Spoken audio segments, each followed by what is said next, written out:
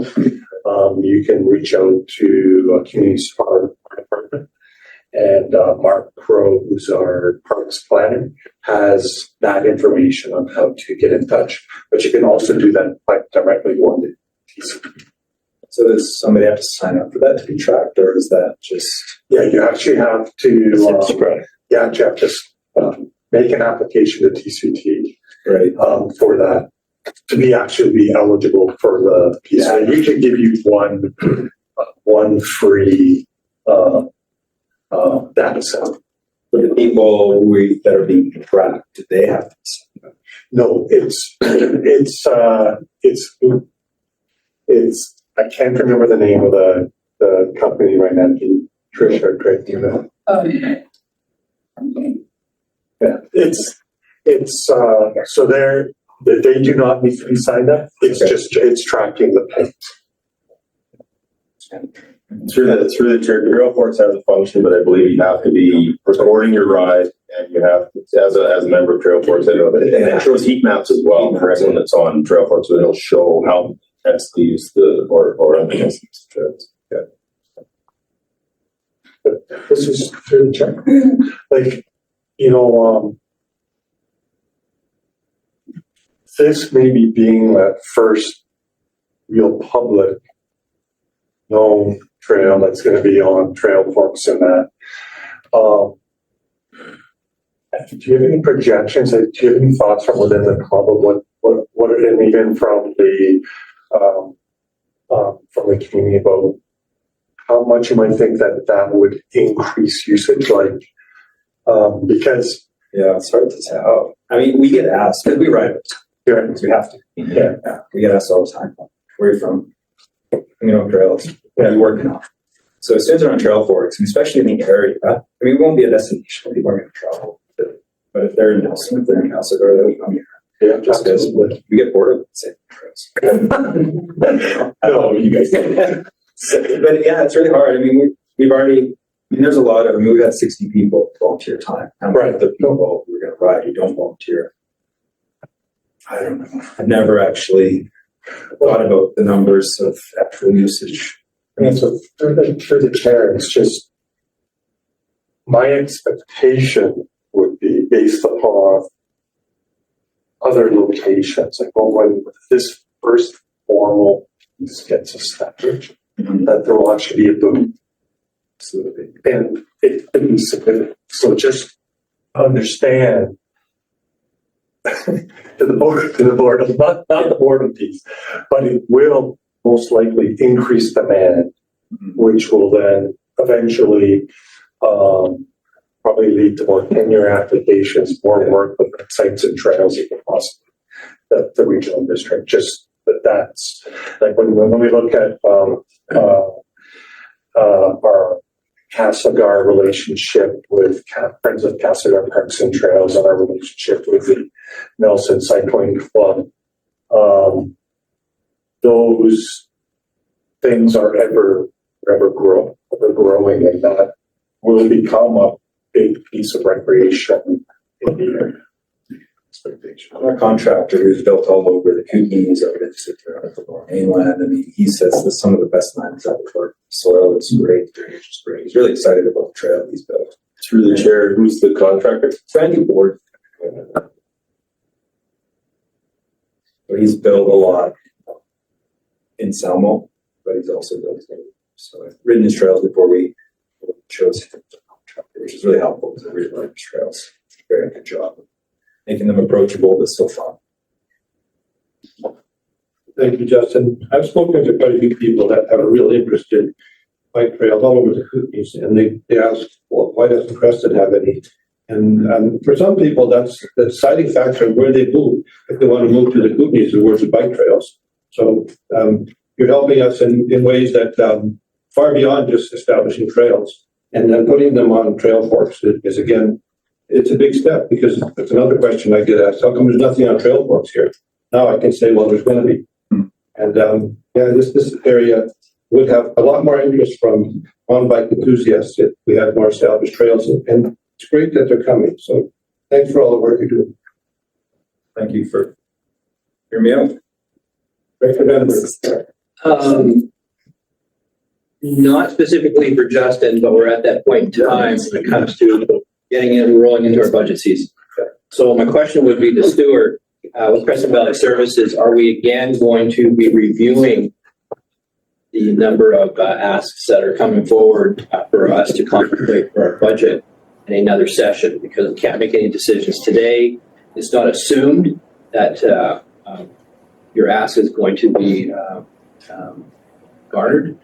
We need to, last year we took time to have a separate meeting to discuss specifically all the asks. I just want to make sure that we are again going to be using that process for this year, for this budget season.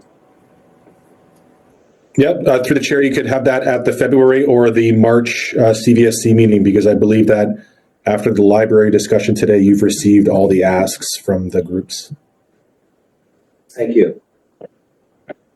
Okay. Thanks. We'll move on to our next agenda item now. Thanks for your presentation. Sarah, you were up. Let's go get some water.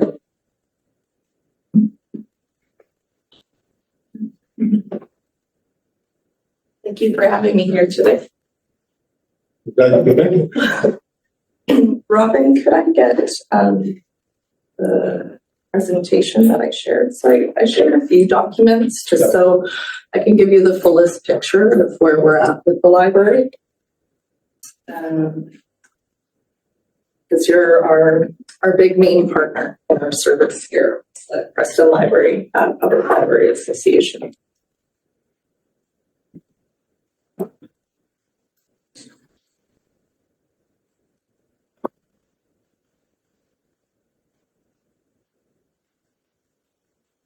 Sorry, it's up on the screen. Yeah, if we could just scroll down to this slide. The other ones are sort of informational appendix documents that. So this is a pretty extraordinary year for the public library with our 2025 budget. And I'm going to tell you a bit about, as succinctly as I can, about the story of how we got to this budget for this year. The big piece that is driving this budget, and you can see in the supporting document with the staff breakdown, is our new collective agreement that we signed in April of 2024. Our previous agreement expired at the end of 2022. So the agreement that we signed this past year also included retroactive wages to the beginning of 2023.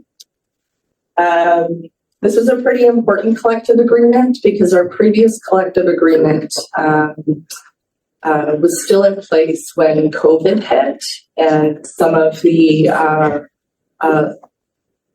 frankly low wages, we had dug a bit of a hole as an association just through lack of annual operating funding. I know the regional district has done a lot of work to sort of pull the weight of that, but the province had frozen funding for a decade.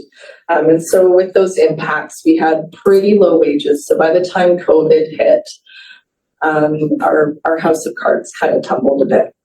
We lost some of our core staff, including a part-time IT person. But because of the low wages we had at the time, that IT person wasn't actually an IT person. They were trained in libraries. So our IT infrastructure wasn't quite up to the challenge of where we are currently. So some of those issues came. We lost another staff person who was able to do a remote job. And without sufficient wages, we can't attract qualified staff to run the service. So those were the key issues. And I worked really hard with our board staff to look for grants. But as you know, doing this work that you do, you can't sustain wages with grants because they run out. And we can do things like summer positions for youth with grants, but we can't pay for our core staff with it. So those were all issues that we addressed in our collective agreement. where we set a wage grid with QP, and we came up with a 5-year collective agreement until the end of 2027. So I've pointed out the staff being sort of critical for our service. With grants, we can get a lot of stuff, but without our staff, we don't have a library. And some of the things that are impacting not just our public library, but public libraries, around the continent, is the changing in the demographics that we serve. So we see a lot more vulnerable patrons and marginalized patrons. I know that when there are extreme weather events, we are a warming station for when it gets really cold, and we are a cooling location when it gets really hot. And I know that the town is often posted that you can go to the library to get that relief. So we see a lot of vulnerable patrons. So we have staff that get trauma-informed training. They have to be really comfortable with working with a variety of people, and it can be quite complex. And then they have to be really experts in their field. So we have several staff that have multiple degrees and different life experience and work experience and training. For instance, our IT coordinator that we now have, he also runs the IT infrastructure at Home Hardware part-time, but works mainly with us, and he's helped us build up our IT infrastructure so we can handle information services that we need. Another big barrier that we've seen coming up is these positions, because of the level of training that are often required to do these positions, sometimes we need to recruit from outside. We're really lucky that we were able to build up our staffing from this community and people who already live in this community and know it well and are really interested in contributing to the community. But if we have to replace anyone and post externally, a huge barrier to people coming in is the cost of housing. So if you aren't already in the community and in the housing market, it's really difficult to find housing.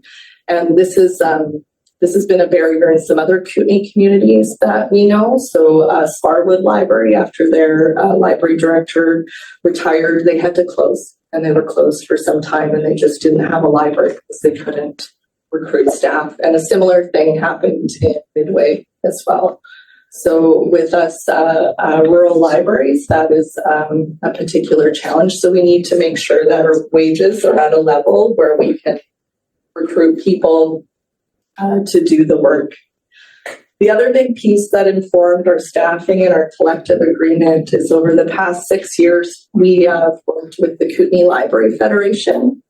It's a group of 20 libraries here in the Kootenays that work together to bulk buy things, so consortium purchasing to reduce expenses for items such as electronic services like databases, subscriptions, things that can become quite costly when you're just buying them individually.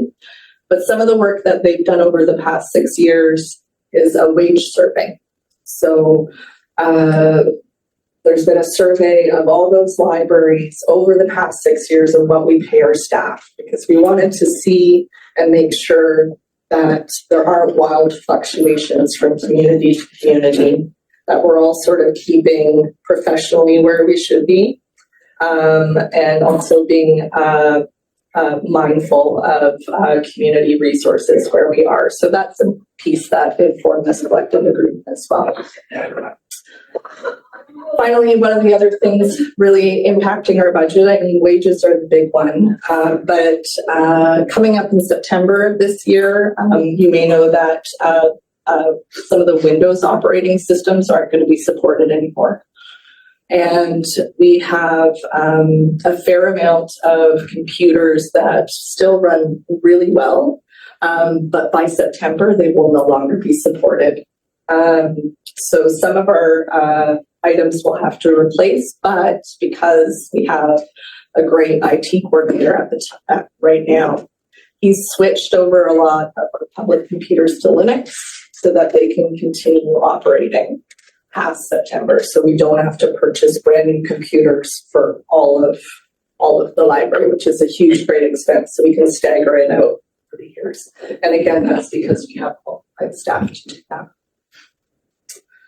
So if you look at the overall budget, you see that wages are obviously the big driver. I pointed out the computer costs, the amount that we spend on that, including software, subscriptions, hardware, those sorts of things. It will double this year.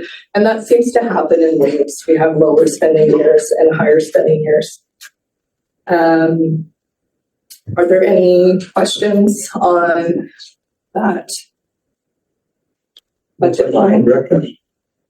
I have a couple. Yeah. First of all, when you look at the 2025 budget, it shows a reduction of a contribution from the province. Yeah. Is that what you're anticipating, or is that the actual figure? Or is there still hope that they will contribute more? I definitely hope they'll contribute more. We have continued advocacy efforts from library partners, so professional groups. So we continue to work with a lobbying firm for that.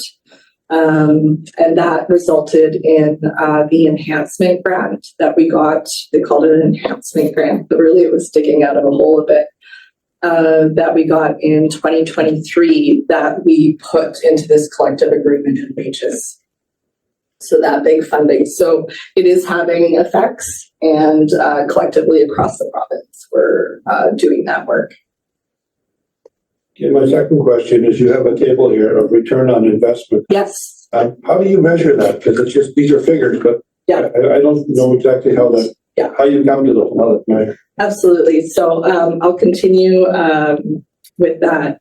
So I know that, as a public service, I think the service is our return on investment. But, we also need to think economics, and we're talking about money here. So I calculated some of our services to populate this return on investment. One of them is materials borrowing. So physical materials such as books, DVDs, we have craft kits, audiobooks. I didn't include electronic in here because that's a subscription cost that we pay to the BC Libraries Co-op. So for materials borrowing, every item that we have in our collection that we loan out to patrons has a replacement cost. So what we paid for it is put in the record. And so I calculated materials borrowing from items checked out and the cost of them.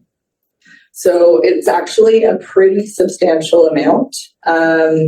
I broke down month by month, but when I first ran the report, I did January to September.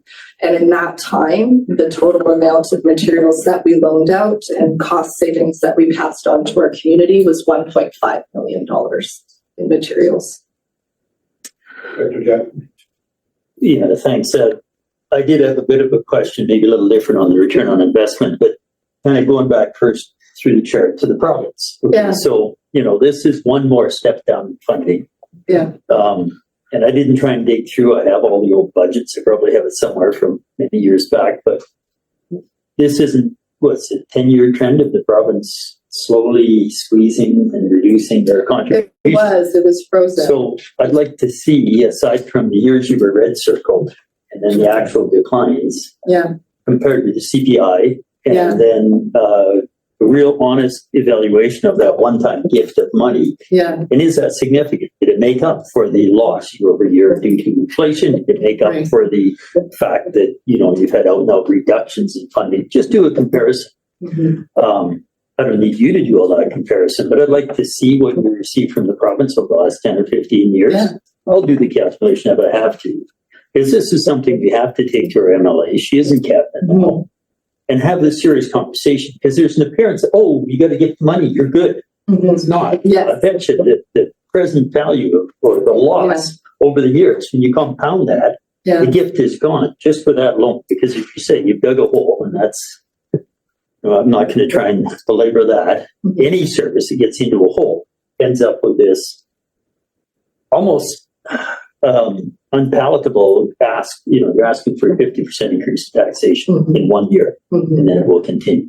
So I'd like to see some backup data that one or more of us can take to the MLA and say, look, we seem to be dancing around with this thought that you're all good because here was a little bit of a, to get some real money. Yeah. Aside from that, I've been kind of struggling to think of, well, where do we have room within the current budget? And I've just had a little back forth. There's another email this morning to this resident about where we might put money away and why. Is it enough or too much? And I had to give an example. General admin, we ended up with $3 million more than we needed in general admin at one time. To give that back to the taxpayer, we reduced taxation under general admin for a series of years. We had to do it on a sliding scale. I mean, Stuart's online. He knows exactly how that worked, because when you say we're holding a little more money than we need for whatever reason, once you reduce taxation and try and give a little bit of that back, then there's a point where now you got to sustain the service at current cost. Yeah. Very tricky. There's only a couple places that we could possibly examine this budget and say, well, where could we make a change? And so I briefly asked Craig this morning, if we have, just sort of where will we have, or when will we have a better handle on our asset management plan for that building? We finally have a bit of reserve. I don't need an answer today. The answer was there's several players involved here. But I need to see that number. We finally built a reserve in this service. I mean, we had a big hiccup just to buy the building from the province. Once we bought the building from the province, there was room for paying back that internal 5-year loan. There was room in the budget, hike taxation way up, to now build a reserve. Are we at or above the projected required reserve contribution every year? Can we carefully ramp down or offset, rather, additional grant funding offset with a little bit of a lower contribution reserve? Those numbers aren't going to equal the full amount you want, but I'd like to see that number. Is it a few tens of thousands? I'd like to see the provincial number to give a heavy hit to them. Other than that, I really struggle with what we're going to do sort of in a 1 year shift. That is tough. And you're going to get the same question from almost everybody.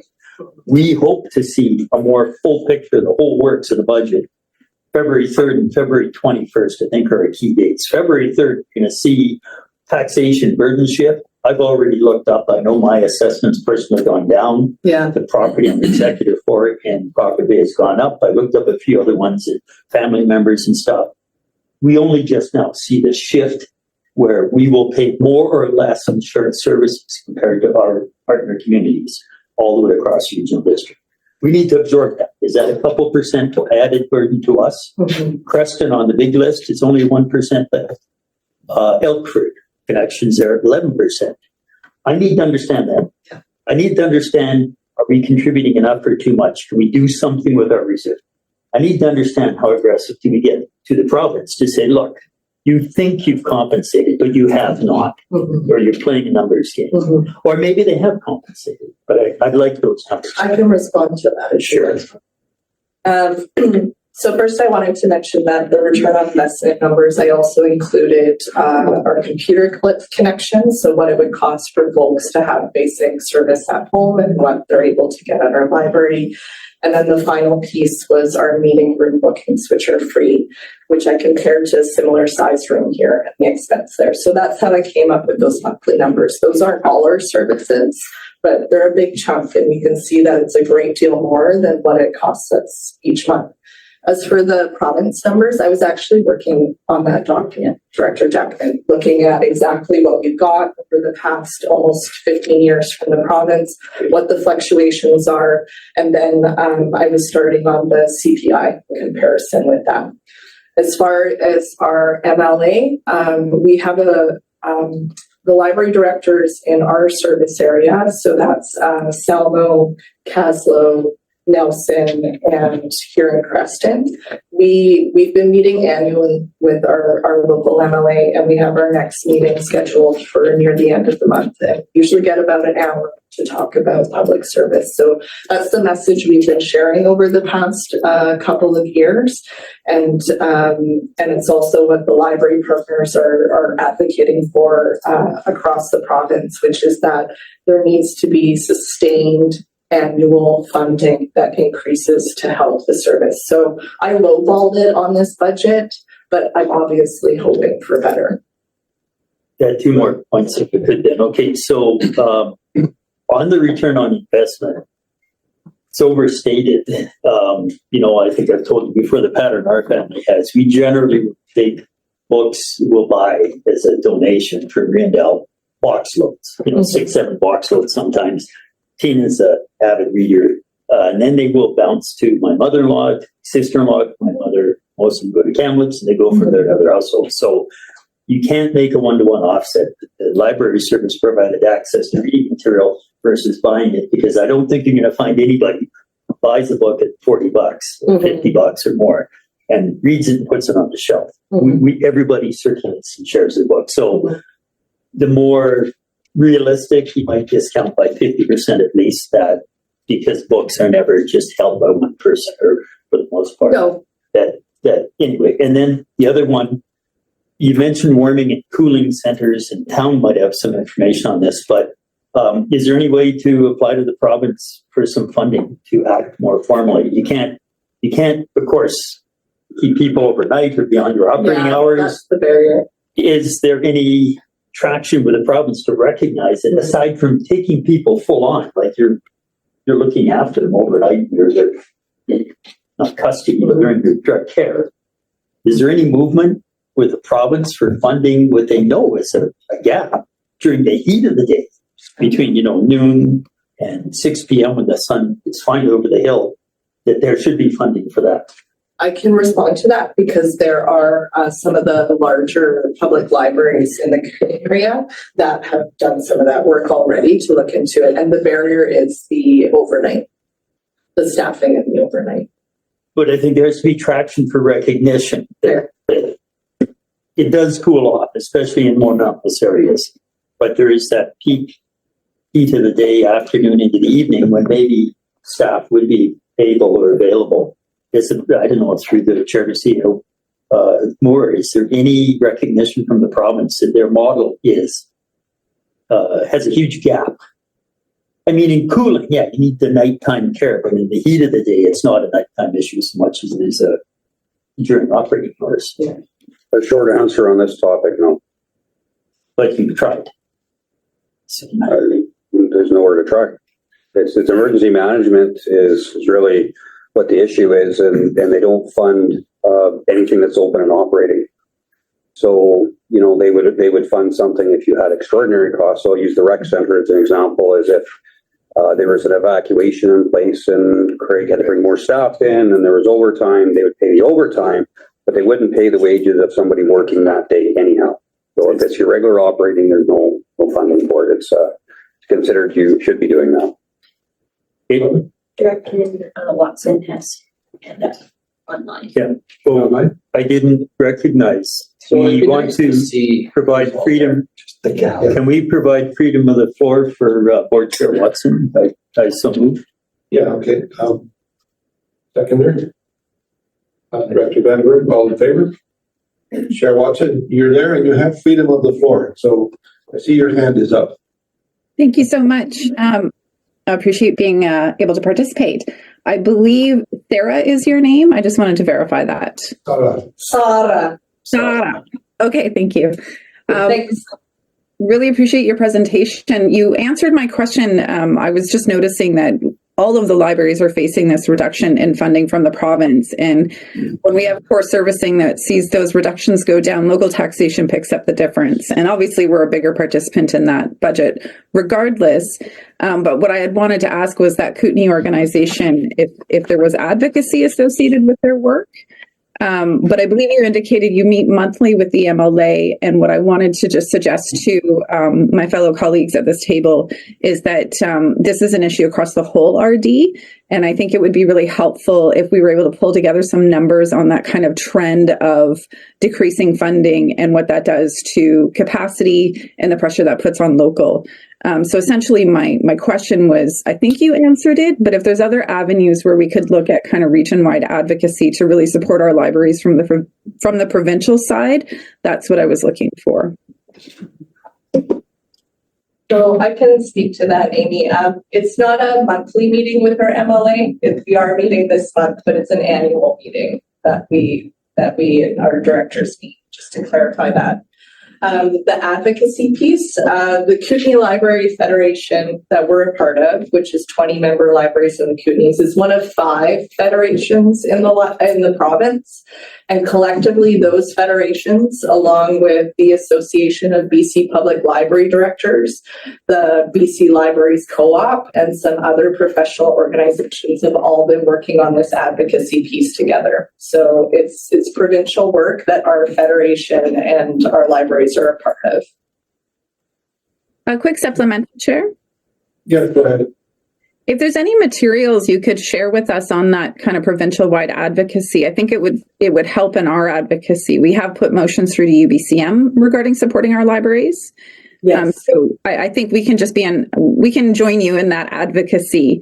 So if you have any materials and if your directors there agree, I'd be happy to review them and then consider how we can join your advocacy. Thank you, Director Watson. I can definitely put that information together and get that to you.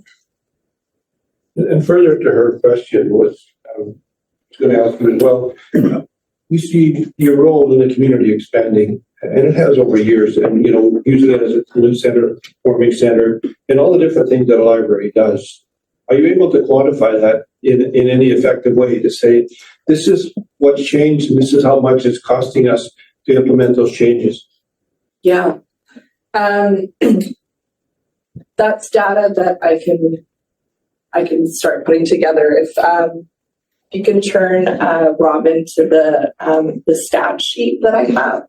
So I try to make sure I'm sharing meaningful numbers with you. So that kind of feedback is helpful for me to change the way that we collect data to help share. One of the things about library services, because we wear so many hats and we can change and respond to the community quite quickly, that we're not always putting the numbers piece in right at the time. I do know that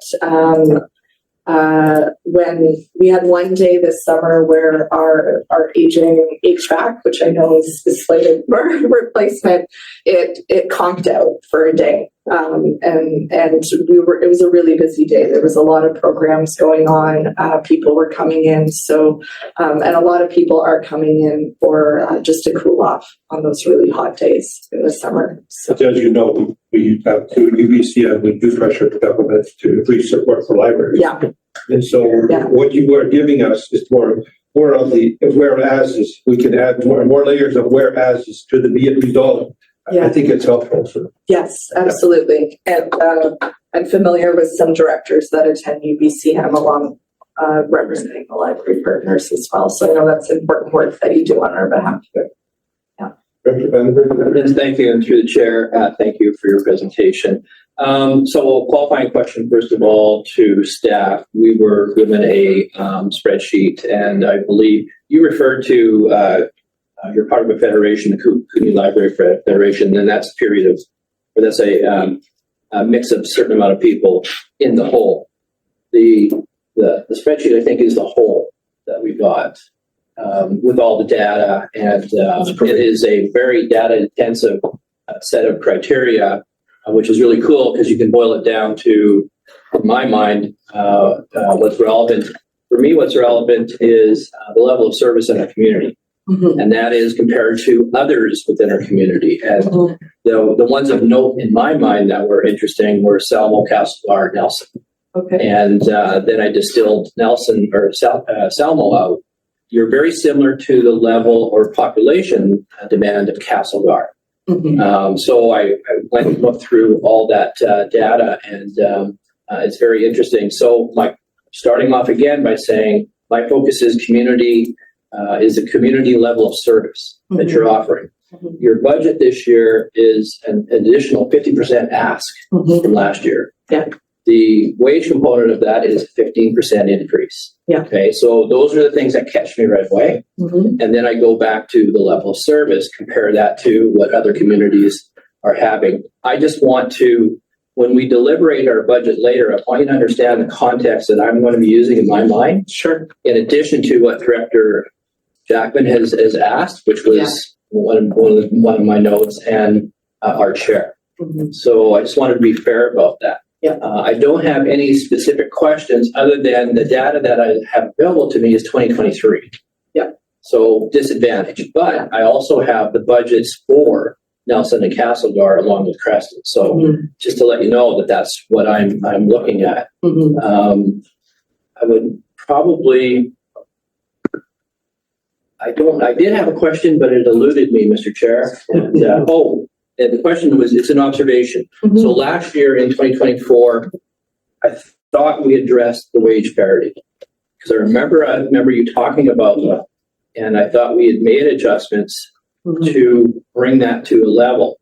Yeah. But you're saying in your presentation that it still exists, that you're still too low in terms of wages for all the province, perhaps. I'm not quite sure. I'm not quite clear as to how I thought we addressed it last year, but we still have an issue with it this year. Can you clarify that? Yeah, absolutely. Also, I can speak to the Castlegar and Nelson because I do have some information about those services because I work with them as well.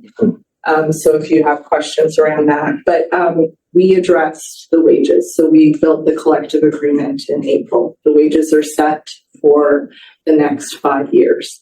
The funding for the wages is not. So that's what the request is today. So we have the collective agreement in place. Our staff are being paid wages. You mentioned a 15% increase for wages, but 2024's wage amounts also include some retroactive pay in there as well.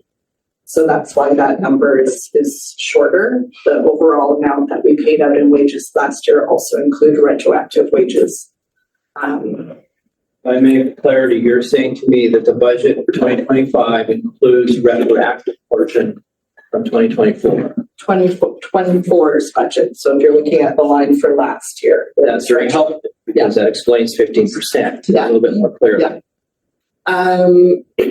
As far as Nelson and Castlegar, Nelson is a bit dissimilar to us in that they're a municipal library.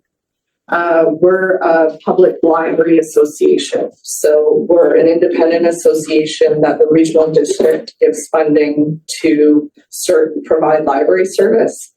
In Nelson, they are functionally a department of the municipality. So there are costs that they share with the rest of the municipality that us as a public library association has to cover ourselves. So we can't pull from town resources or regional district resources for HR, for various other administrative expenses in the same way that Nelson Library can. So their budget's going to look a little different.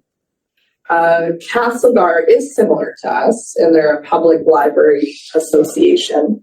But I do know that they've had, similar to public libraries everywhere, challenges with the funding, and also they've had a recent change in leadership. So a longtime library director retired, and a new one has taken their place last year. And they're actually part of a new library directors group that I help mentor with through the Association of BC Public Library Directors. So together with the Chief Librarian in Burnaby, we help this mentorship group for public libraries. So in effect, the work that's happening in Castlegar is looking to us and what we're already doing here, which is something I think we can be proud of in Creston.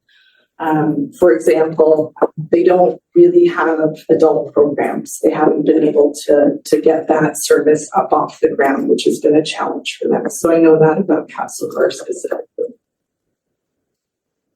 And so just to clarify, the difference between municipal and public Yes. in terms of funding is that public libraries have a harder time getting their funding, municipal less so because they're an entity of the entity. In other words, entity of Nelson. Yeah. But it does tell me here that Castlegar is also municipal. Although you verified that it's public. So I guess I don't understand the disparity between the funding with public and municipality. We're a library that is benefiting the community. Mhm. So that would be helpful. Yeah, I can help get you some information for that. It's in the Library Act that governs all public libraries. It makes the distinctions between public library associations that get a grant from local government and municipal libraries that sort of run their services and then just bill to the municipality in a way. When we were doing our collective agreement and wage work, the two sort of comparable services that we kind of aimed at just as far as the services that they're doing in the community and the relationship, they're both municipal governments, but they're kind of more our size. So we kind of looked in between Grand Forks and Trail, and we kind of set our service wage level in between those two. Also because those services, they work with a lot of vulnerable patrons, and they also have a lot of programming and a lot of service, like our Creston service here. Thank you. Director Jackman? If I can do this 2 minutes. I mean, there's a point where you would try and look at who is best positioned to deliver any service. So we're taxing shy of 9.7 million last year for regional district services between ABC and towns. Mm-hmm. Of that, the library service was more than 6%. If we gave the entire lift requested, that would now become high of 8%, even if everything else went up, 8.5% if nothing else went up. Mm-hmm. If a tax burden was 50% of the total tax burden to all the citizens, maybe recreation, waste management, emergency services, they're all up in like 20, 30, 35% of our tax burden. We say, well, we're going to do this. Now we still contract some, like for waste management. Central, they have their own staff for hauling garbage. But there's a point where you say, this is a big enough piece of the total pie to the taxpayer that maybe we have to look at. Don't give me the government's always inefficient, societies and volunteers are better. All of that aside, that we have the organizational foundation to do big things, to respond to big legislative changes, to borrow money when we must, to do what we must do to meet regulatory changes as the province and feds decide to change the rules on us. There comes a point when you say this would be more effectively run by government. I'm just going to throw a little thought out there. Say operation of the ferries, which is part of the highway system, given to contracts where the impacts are layered so deep into a negotiation that the ministry says, hey, this has nothing to do with us, except for those of us who can no longer get from A to B on the highways because there's a big gap. So this is a bigger long-term conversation. When and if government ever absorbs or takes on direct management of something, how you get there is probably a different path. Nelson, they might have started as a tiny library and said, okay, we're going to absorb it. Maybe it was always a city library. But if we want to go down that conversation, that path about how the money comes and how it flows easier, somebody's got to do a lot of homework. We don't have enough data. The short-term data I want is how the province is carefully backing out of the funding, assuming there's this other model where eventually municipalities will just do it all and then scratch and claw to get their money back from the province retroactive. That's a big conversation. This 50% lift in taxation, the ask, is a good reason for us to start thinking about that sooner rather. And I'm not saying I want to take on anything from any private society as a government function, but at some point that is part of the logical conversation. I mean, look at recreation in Langley. They took all the ice, was privatized. Joe might know whether that's worked out or not. 8 rinks at a time, that kind of thing. It may have worked out well, it may not have worked out well, but this is maybe what we're tipping towards for some of these services. Who is best positioned to, with their own maintenance staff, with their own HR, with their own IT, with all those layers, who is best positioned in the longer term to deliver that service cost effectively? So just through the chair. We just met actually yesterday with the CFO from the city of Nelson, for example. It wasn't on libraries specifically, but we did have a discussion about the Nelson Municipal Library. I think, Sana, I would just, because of your leadership in the whole area, it seems to be the indication that I'm getting is that there's significant increased requests for most libraries. All of, I would Yeah, say. in the area, that's the indication that I'm getting. Through to Director Jackman's point and issue, many of our tables don't get this opportunity. So you actually know more about the library situation that say are in Nelson or in Castlegar, because those are just, in fact, like they're not even joint contribution services. Yeah. They're area contributions. So for example, Area I has a service to the city of Castlegar. Area J has a service to the city of Castlegar. Area H has a service to the Nelson, which then actually passes some of that funding to Castlegar.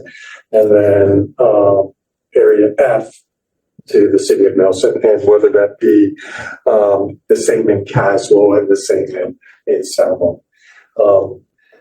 So the one thing that we don't hear from is the collective around the table, and just to know that that there's a little bit of a weakness in that, and that weakness also is that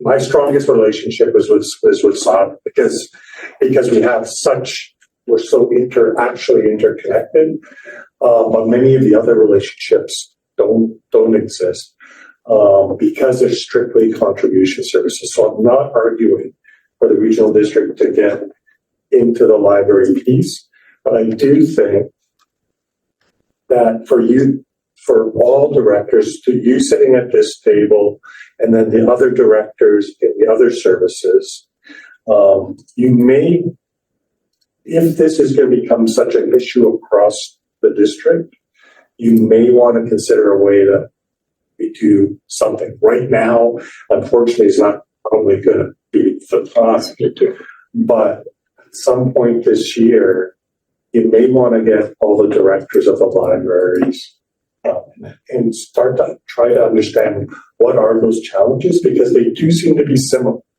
Like it seems to be the same issue when I'm hearing across it. Just for you to consider, because you do get a little bit more information and consistent information. In fact, when I'm talking to those other areas, I'm saying you need to enter into a service model, because you're asking questions about libraries and you don't have the model to actually have this kind of a conversation.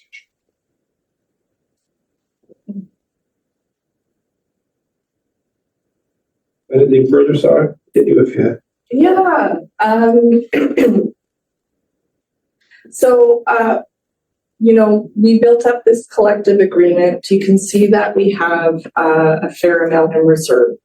If we don't get the increase in funding, that reserve will need to be drained to pay our staff. And without a reserve, it makes it tricky for us to apply for grants for other improvements for the library. And then we're digging a bigger hole as we go along. So just keeping that in mind. The last couple of really positives that I want to leave you with is you can see from our stats here, the pink is where we've gone down over the previous year, and the green is where we've gone up. A big part of that is our interior renovations that we did this year over 6 months, where areas of our collection were in storage.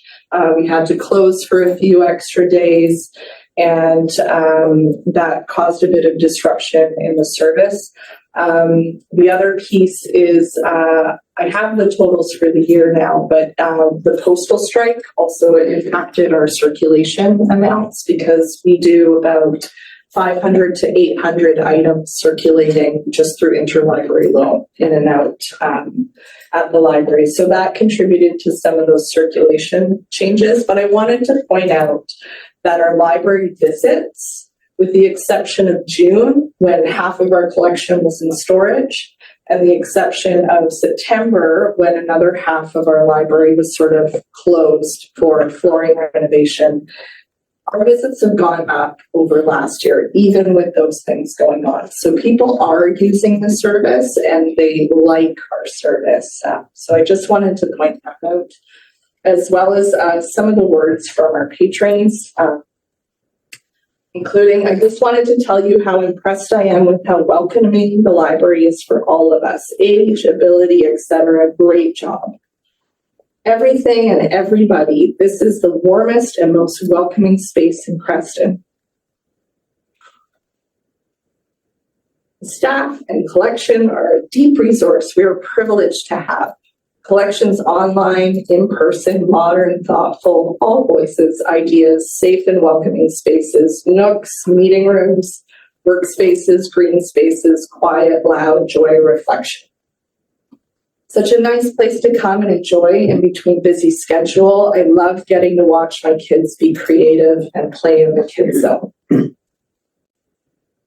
We have a really great service in this community. It's informing other services across the province. So I just really encourage you to continue to partner with us in this service. The addition of a children's and teen librarian, you'll look in the stats if you can just pull it up again, Robin. If you look at teen programs, our numbers have more, I did the total amounts for the year, but they've more than doubled from last year. So the teen portion, I know having supports for youth in our community is a big thing. So that is a direct result of funding that was granted from this group to fund that position. So the money that you're putting into the library is really having impacts in our community. Thank you. Anything further?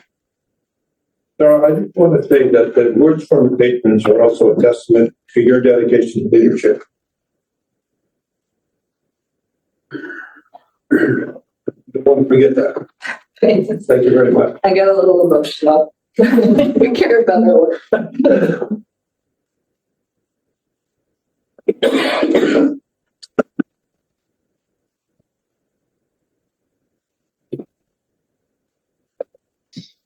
Okay, we will move to our next item of business. That's in the district community center operational inefficiency concerns and the attached letter from the citizen.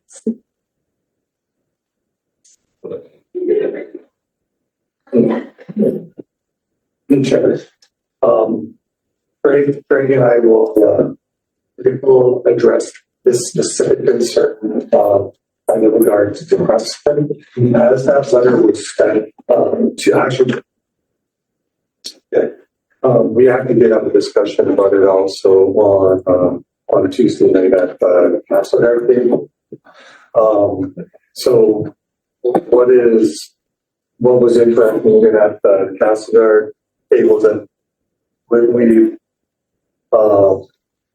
looked at what that letter concerned, and then we have a member of the commission there who, of course, is very high sort of a facility over there. What the issue is just centrally, even in that discussion, was not about wristbands.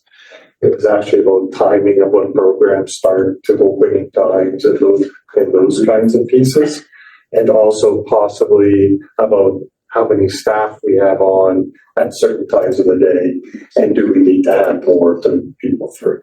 But I'll let Craig and Stuart Durning have been doing a lot of research and, of course, conversations with the writer of the law. Yeah, so thanks to through the chair, and thanks to Director Tierney for forwarding the letter in timely fashion, looking at the email recipient list, it was sent to one staff. It was not sent to anybody in management. So we appreciate the heads up that was coming, so we can speak to it. The manager spoke to the individual that drafted the letter, and it's a well-written letter. It actually has some very good recommendations about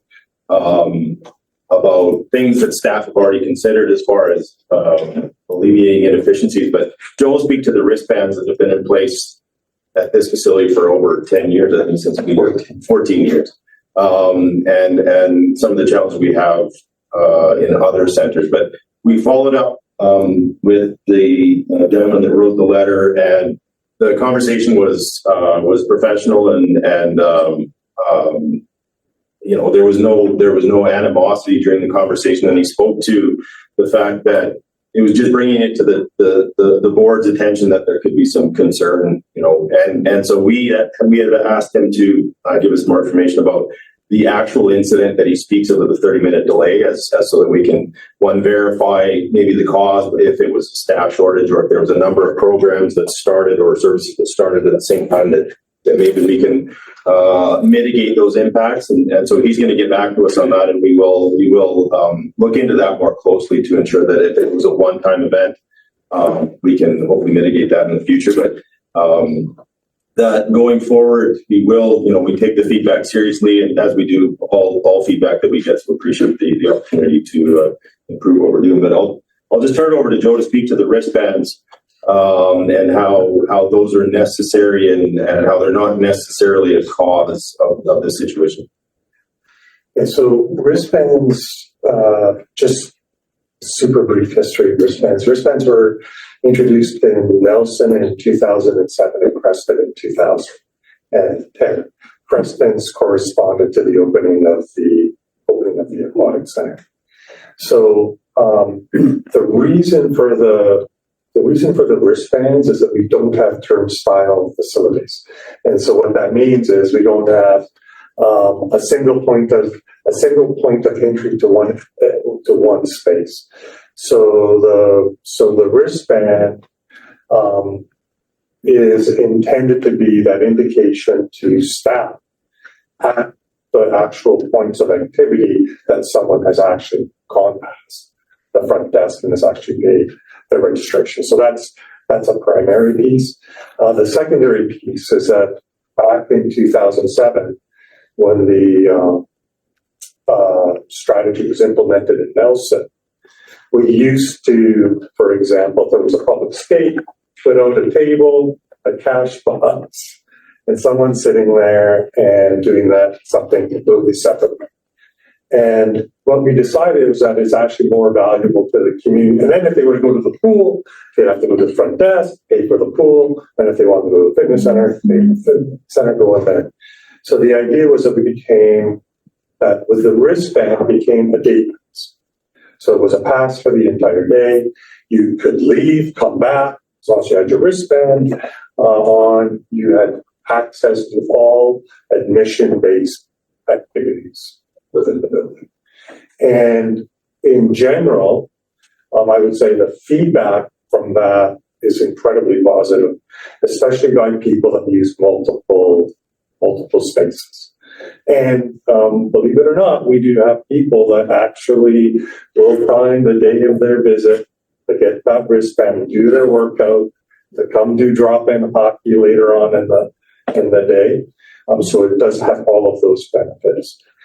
So in general, wristbands are not an issue that we get a lot of feedback on from the public as a negative experience. Most people see they garner additional benefit from having that system.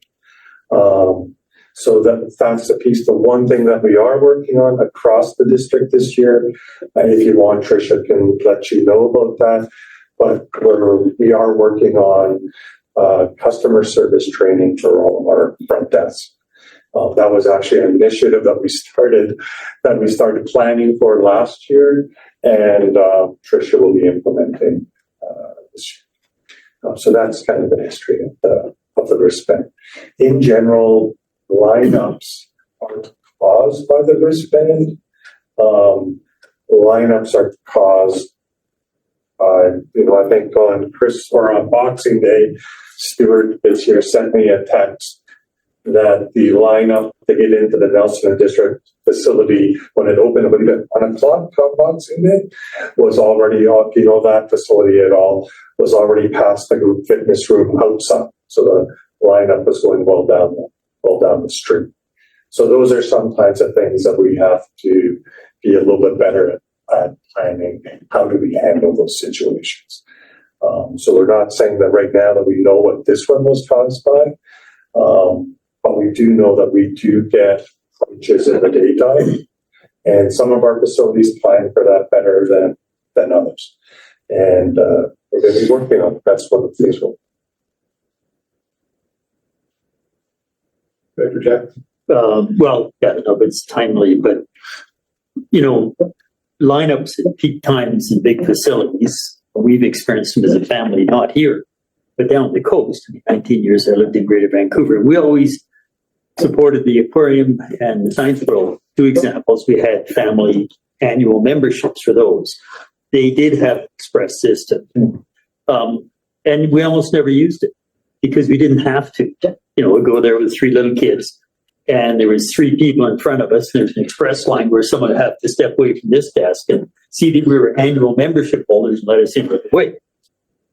So if you have an express line, you might find people almost never use it, except the days you described. There were days we go to the aquarium and smokes are back halfway to the parking lot, and we just stepped to the express line, and we didn't feel overly entitled. We supported those with hundreds of dollars a year, thinking they were important. We wanted our kids to see those things. So just, there are models for an express counter that's not manned, where someone steps aside to, may have some merit. Recognition or appreciation of if you're a minimum 6-month or 1 year subscription. Yeah, maybe because you're dedicated to supporting the facility, someone will step away from counter A, go to counter B, say, thanks very much, go ahead and buy counter B. Past experiences, they say most of the time we've never used it. We just stood in behind 2 or 3 other people because that was polite. Director Vandenberg? I'm used to seeing wristbands in my recreation career. But the interesting thing is I wonder about, other than Thundercat or curling, could I pay for a card with my photo on it and a barcode that I can put around my neck because I'm an annual pass holder?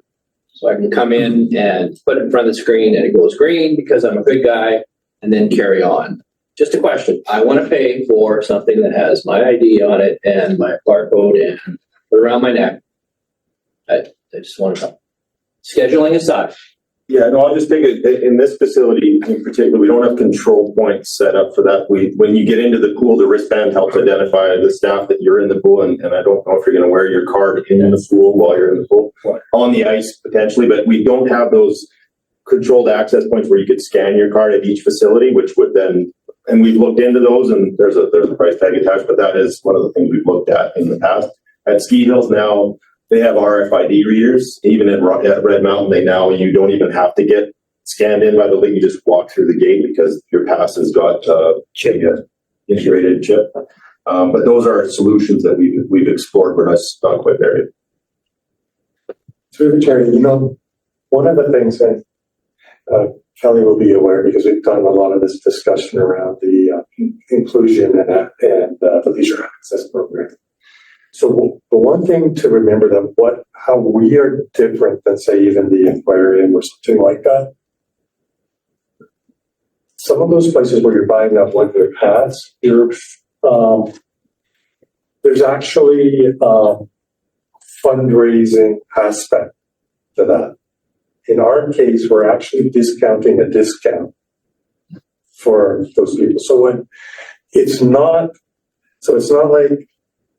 like I'm saying, it's MasterCard World Elite card because you spend $10,000 a month and you get this. So it's not because the card company is making more money.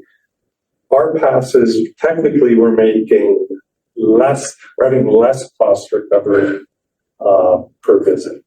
So just, this, like, we've had this push and pull, like, even with leisure access about, the person that can afford to pay for the 6-month pass is most likely maybe more able to pay than the person who needs to pay daily admission, because they don't have, so like when we're trying, like we're having this push pull even within what are the benefits of a membership, like that membership benefit, and is it the right thing to do?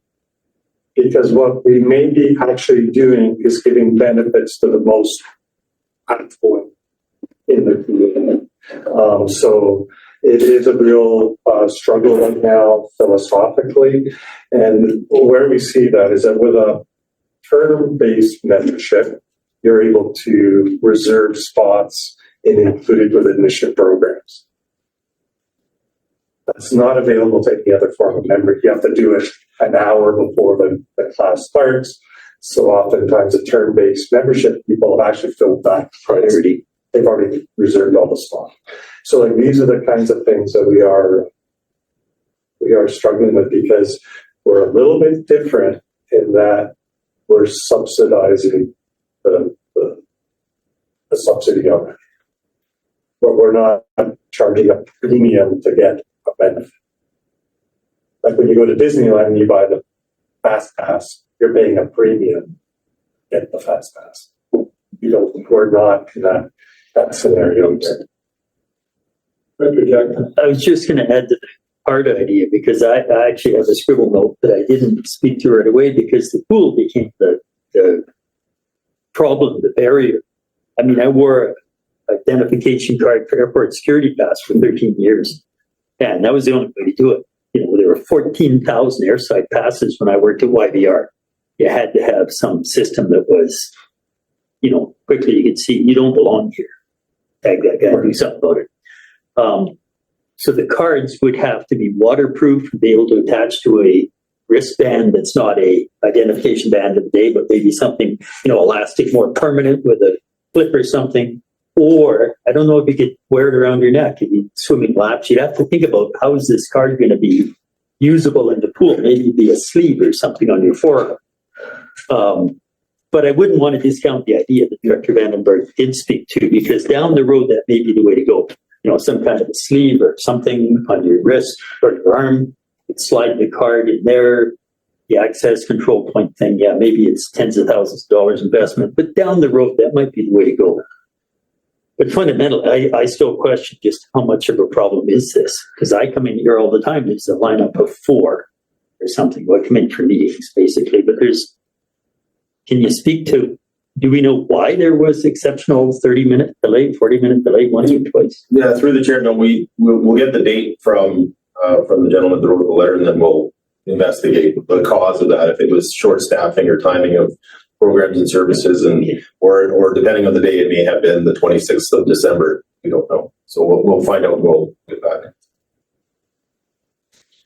So there's 8 recommendations here, and we're not going to sit here and discuss each one of these, but you as a group are going to discuss these and other solutions. And so what I would ask of you is maybe summarize for us, and you don't have to do it today, the outcome of the discussions on these 8 and what other solutions you have considered to do this, because some of these are relatively basic.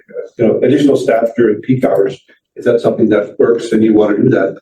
Just basically do it, I guess. And the streamlined wristband distribution. But again, if there are things in there that you can address and have some plans for, that's great. And whatever else you have plans for, and I would just recommend that you come up with a summary to our group with how you can address this. And again, if there are huge lineups, that's just an anomaly. It's pretty hard to fix. But if there are regular problems with lineups and wristband distribution, and there are ways to fix it, we would ask you to do that, of course. And so, so if you could maybe get back to us that way. So we've seen the letter, and we see that some of the suggested solutions. So we're interested, as interested as you are, might solve this problem. Yeah, and through the chair, just back the director to check this company actually, our indication is that this isn't a problem on a regular basis. But again, if it is a problem, then it needs to be a time to address it. And if it just have flexibility with your staff to add staff when there's a whole lineup, just those things. We just need to know what your plan is in the times where there are problems. So we can assure people when they ask us, well, this is what they're going to do. Yeah, so you can do that. We would appreciate it. Any other questions or comments on this topic? Okay. Then I suggest we move on to our action items. There's a couple there we had pulled, I think. Item 11. Sure.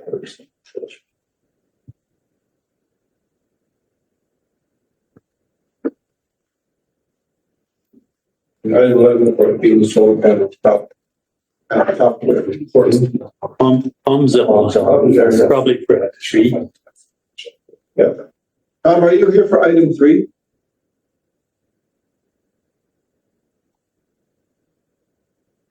Tom, we can't hear you, Tom. You're muted, Tom.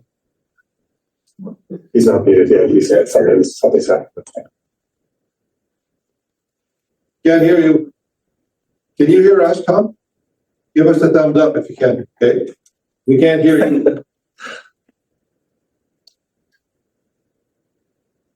Anybody know sign language? He's got it. Still not. No, we can't hear you yet, Tom. Fine. I think that's it, Tom. Right now. Oh, that was Robin. Hello? Yeah, we got you now. Okay. The magic of the internet. Yes, I was here to speak to the Health Connections funding. Okay. Proceed then. Thank you. Respectfully through the chair, staff, Creston Valley Transit staff and BC Transit have been working with the Health Connections people at IHA.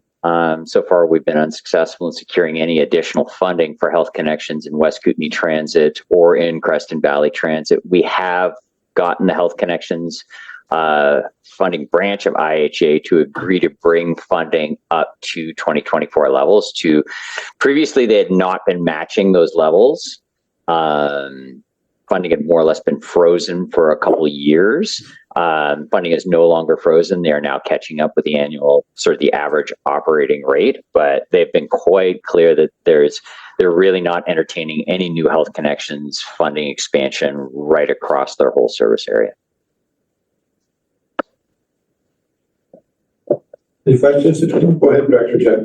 Yeah, thanks through the chair. Tom, we used to get reports in both hospital boards I am on sort of utilization. Do you know if Health Connections is sort of still a 50-50, 50% of the riders are people with scheduled appointments and then the balance are generally people shopping. They haven't, they're on standby until they know their space. Do we know what the utilization is and what the split is of those people on the bus typically to Cranbrook? Creston and Cranbrook? Respectfully through the chair, 50-50 is a good approximation. It's a little, people like to do both. So those numbers, we have to be careful with those numbers.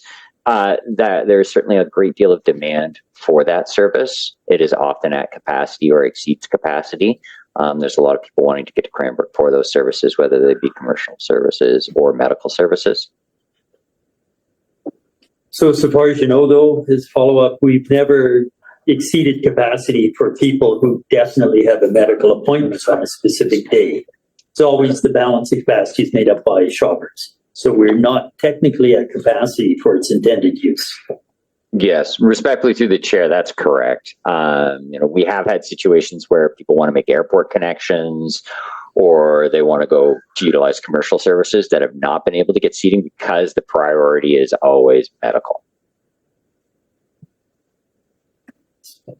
Director Chair. Thank you, Tom. I am sure that you have explained the unique situation we have here in Creston of not going to daylight savings time so that it compresses the opportunity we have by an hour. The bus leaves here at 8:30, gets in there at, 9:45. That's already 9:45 or 11 o'clock, pretty much, in Cranbrook. And so that does present a unique situation that compresses our opportunity. And does BC Transit understand that? Respectfully, through the chair, yes.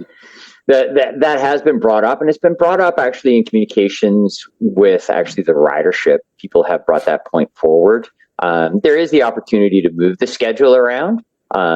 We can change the schedule, but we just cannot get any additional operating hours or additional trips as a result of new operating hours. Changing the departure time sounds like a good idea. If it was a bit earlier, it certainly make up that hour lack of opportunity at the hospital. Respectfully, through the chair, staff will go back and investigate with BC Transit. That question really doesn't involve Interior Health Authority. We'll have those discussions with BC Transit and the operator to ensure that there would be some transit available if we can get it earlier. That being dependent, of course, on the availability of rolling stock and the driver. But I can come back and report at probably the next Creston Valley Transit, Creston Valley Services Committee regarding what BC Transit has to say about that. Thank you. This, Director Jack. through the chair, I don't know if you know this for sure, Tom, but my understanding is that every person using that service gets priority booking for their medical procedures. So plus or minus the hour shouldn't prevent somebody from getting a preferential priority booking, say if they're going to see a dietitian or if they need particular, lab access, blood work, whatever. My understanding is that they have always been given preferential time slots based on getting off and getting back on that bus, regardless of what time of day. Have you ever gotten involved in those details? Are you aware of any glitches where people have not been able to get to the specific medical procedure or service that they need based on start time or arrival time? Respectfully, through the chair, I wasn't aware of the preference that you're talking about. That's really interesting. And, I'm very glad to hear it. No, I have not had a call about, people not being able to get the services that they want because of the bus, which that explains it if they're getting preferential or preferred service because of their transportation requirements. I'm glad to hear that. The only thing I have heard is people going to medical appointments, people then going elsewhere, and then having a hard time finding those people to get them back to Creston. The drivers are very diligent, and when they leave with X number of people coming to Cranbrook, they know exactly who's supposed to be going back to Creston, and they leave no one behind. So for Cranbrook, whether the feeds from Elk Valley, Golden, or Creston, they are already coordinating all those people as they arrive. My understanding, give them essentially minimal or no wait time to get into the service. So there's a coordination thing with everybody when they arrive. That's been worked out by Interior Health for years. I mean, the more critical preferential treatment is if you're coming from Caslo to Trail. That's a lot longer haul. And you got fewer hours there before you have to turn around and get home. So I just want to kind of make the comment that I think the system has been balanced fairly well. There's been given due priority to people as they arrive to make sure they can get the medical done. And it is not for the convenience of shopping. The service is to make medical services, provide medical services as seamlessly as possible. And so I think I'd be reluctant to see any changes to premiums that are based on shopping. The change I would like to think of down the road is, can we feed East Shore people into the system? So if you leave earlier from Creston, you make it harder to expand the access for other people who rely on Cranbrook. Especially say right now, I'll say it again, you can't cross the lake. Maybe, you can with medical proof and stuff like this to make the Castle Health connections.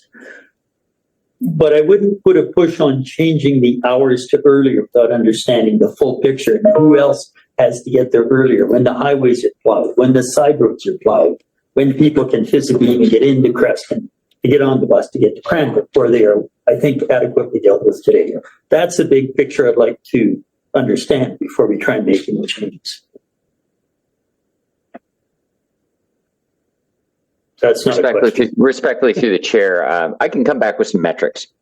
I'll get the numbers regarding exactly, if there's any complaints, for a more fulsome review so that we're all sort of aware of the operating situation. Thanks. Anything else on busing? I guess that leads us back to solar panels. Thank you, Tom. Have a good day. Through the chair, Director Vandenberg had asked for an update on the solar array project and access to the software that was part of the project deliverable. And so I had sent a link to the directors just after that meeting with access to what's on the screen there. And I'll just keep it at that static. There's a few functions here, including choosing which component you want to look at. The blue, green, and blue are indications of that. But essentially, the software is showing that we have generated. If that's not 37.55 megawatt hours, it's equivalent of about $4,900 in power in the year that has been operational. Based on the theoretical numbers, that is in line with the 2% savings over the year. So it's generating enough to pay back, certainly for our funding that I think we had contributed about $27,000, about a 5-year payback, 5.5-year payback. For the overall project at $100,000, $102,000, it's going to be a little bit longer, about 21 years. So that's hopefully is enough on the software, unless there's any questions from the directors. Director Vandenberg? Thank you for that. It's important that we have that information available to the public because it's their tax dollars that invested into this with a clear goal. And so the only question I would have is, at some point, perhaps, would you consider having monitors in the facility so that people can actually see where their tax dollars are doing? And secondly, Mr. Chair, we have a couple of people that are attending online that I'm unfamiliar with an RDCK staff designation. Through the chair, I'll introduce them in a moment, but to answer your first question, yeah, the plan is to have, as part of the demonstration the presentation that we'll see in a moment from the sustainability staff, we do intend to show on a monitor in the lobby this readout, and we can switch between current usage or current creation of power or generation of power and these different graphs. But I will introduce Camille LeBlanc, Sina Singla, and Harris Marshall Smith from Sustainability, who will discuss the last piece of this was a display that will be presented in the lobby.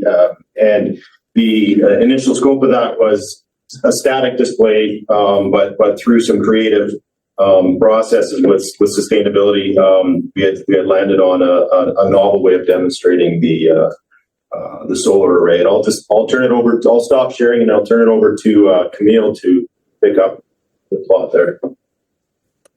Thank you so much. Hello, everyone. I'm Camille LeBlanc, the Community Resilience Coordinator.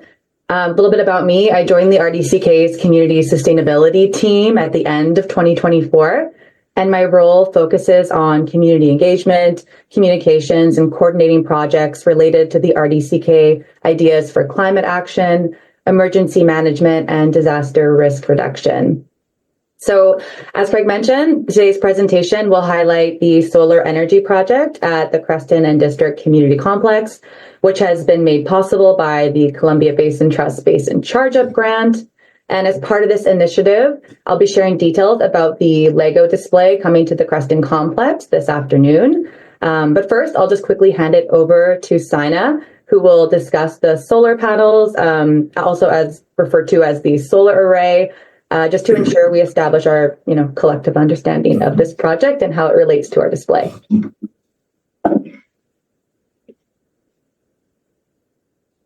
Oh, Sina, you're muted. Hello, everyone. Thank you, Camille. I'm Saina Singla. So I have also recently joined RDCK at the end of 2024 as Senior Energy Specialist. So my role basically focuses upon identifying opportunities for energy improvement, engaging the community in conservation program, and driving initiative to build a sustainable and resilient future.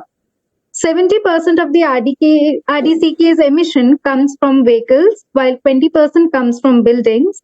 To address this, we have implemented a series of pilot projects focused upon renewable energy, cleaner transportation, and energy efficiency improvements. So, as you're aware, the Creston and District Community Center recently installed solar panel array on its roof consisting of 96 panels. The system is designed to offset the building's annual energy usage with expected savings of $274,384 over 30 years. The solar array produces up to 41,800 kilowatt hour per year, significantly reducing the facility's reliance on the power grid. Also, operators are gaining experience working with the technology, and the solar performance is being tracked through the Facility Energy Monitor program as it has been shown by Craig. Back to you, Camille. Thanks, Saina. So as part of this project's communication and educational outreach objectives, we've created an engaging Lego solar house display that will live in the Creston Complex lobby. The Lego houses were assembled by local youth Lego artists, and what makes the display unique is that the houses are equipped with little solar lights, demonstrating how solar power can be integrated into homes. And the homes themselves resemble pretty typical homes in the RDCK, making the display very relatable and relevant to the community. The layout also represents a fire smart design where there is a to scale 5-meter distance of the trees from the homes. And we really think that having a display like this is especially important because the solar energy system at the complex is not immediately visible, of course. So having something that is eye-catching, that's accessible on display will help draw attention to the project. So as Craig mentioned, there will be a PowerPoint slide featured on the complex TV screen that will provide an overview of the project and also direct visitors and residents to the display in the lobby. So the Lego House display, that is. And next to the Lego display, there's a poster that explains, how solar energy works, the solar potential in the Creston area, the specific details of the solar project at the complex, and where this project fits within the RDCK's broader sustainability efforts, as well as some practical steps residents can take to improve their energy efficiency and adopt renewable energy in their homes if that's something that they want to do. So before we wrap up, I'd like to personally invite all of you to visit the Lego display at the complex this afternoon. We'll probably be there closer around 1:15 to 2:15, just with our time change and travel over an icy mountain pass. But we welcome you to come and visit us after the meeting. We'll also be traveling there in the newly acquired EV, the Toyota BZ4X. Thank you, Tom, for acquiring such a great new addition to the fleet. You're welcome to come check out the EV in addition to the Lego display and meet Saina and I in person. Thank you so much for your time. Thank you. Any questions? Will I be able to direct questions to the ladies upon the viewing of the Lego display? Yeah, through the chair. Sorry, through the chair. I think we can adjust the timing of the workshop. Start that a bit earlier, and then that'll give us a chance to get into the display between 1:15 and 2. We can take it ready. Okay. And just as a prelude, my question is going to be around the ability or the efficiency opportunity. Because we are located geographically, we don't have the sun hours that other areas do. And so these numbers that you're giving me, is that based on 100% efficiency? Because that's not a real set of numbers. So that's where my question is going to go. Through the chair, thank you. Good to ask her in person later. It's great. Through the chair, we were speaking about the 41,800. Yeah. So that was the theoretical number that was part of the initial proposal that we received from three proponents, that they had all done the study, the computer models on the sun hours, the sunlight hours that we would get in Creston on an annual basis. Okay, so it is based on. It is, yes. And if I can share, the data logger says it was 37.5 actual last year versus the 41.8, which isn't bad. It's close. Because the model 25% out. 12.5. 12%. Do I hear 21? We now have public time. Any questions from the gallery? Go ahead, Jessica. Thank you very much. I just maybe wanted to clarify and mention something on the wristband thing. And I'm not sure if I missed the part where they talked about the wristbands also designating the age of children when in the pool and the supervision of said children, because did you mention that? No, sorry. I think you're doing a very good job for I think that's a really important, because I utilize the pool with my littles. There is designation for those who are 5 and under that have to be within arm's reach, and alerts the lifeguards to be taking extra precaution when it comes to those littles. And I think that's really important. And I've never stood in line for longer than 5-10 minutes. So Through the chair, I'll just clarify it's for 7 and under. oh, 7. Yeah, it's okay. As I like, you did way better. Whatever, mine are 5 and under, so that's what I do. Sorry, did we,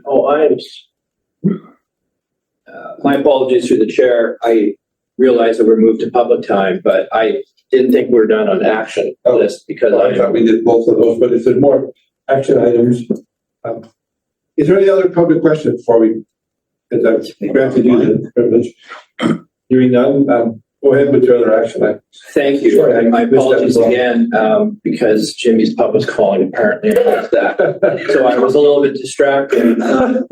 And so my question was around, and I don't even have it up in front of me, but number one, there is no strict lined under stroke through items on this action list. Did we not remove some items at our last meeting? Therefore, we should be able to see what potentially those items are going to be removed from our action list.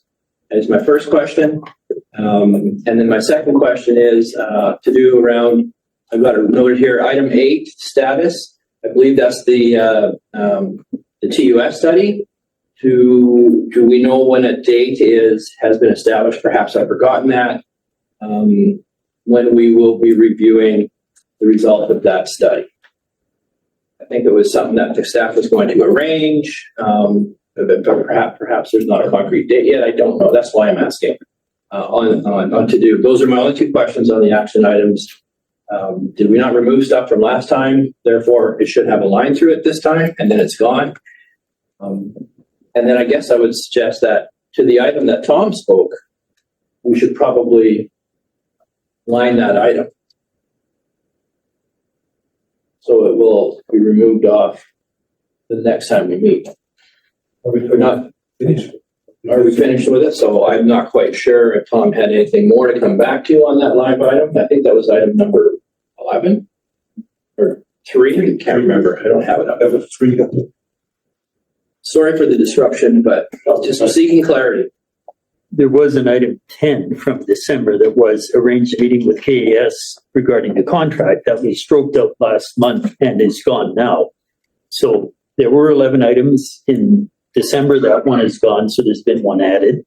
I have to flip back and forth to determine which one was added. Is the solar? That would be the panels. Yeah, is the book. So one came off from December. It was already lined and stroked out. Yeah. And the solar panel was added to bring the list back to 11 this month. So in December, we did not decide to remove anything. I'd have to check my other notes. I don't have that here. I don't think so.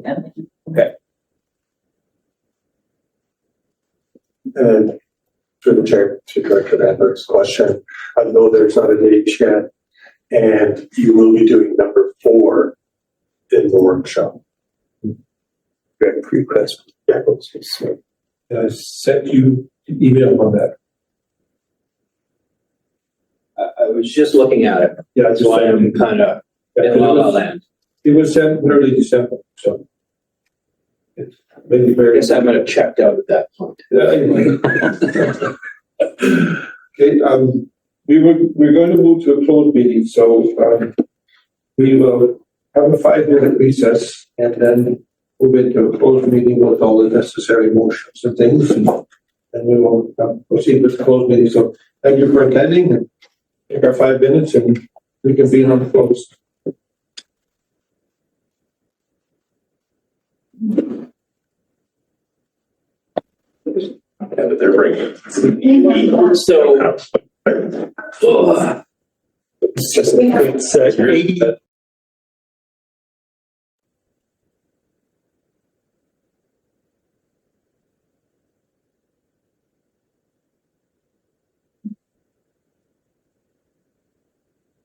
Recording stopped.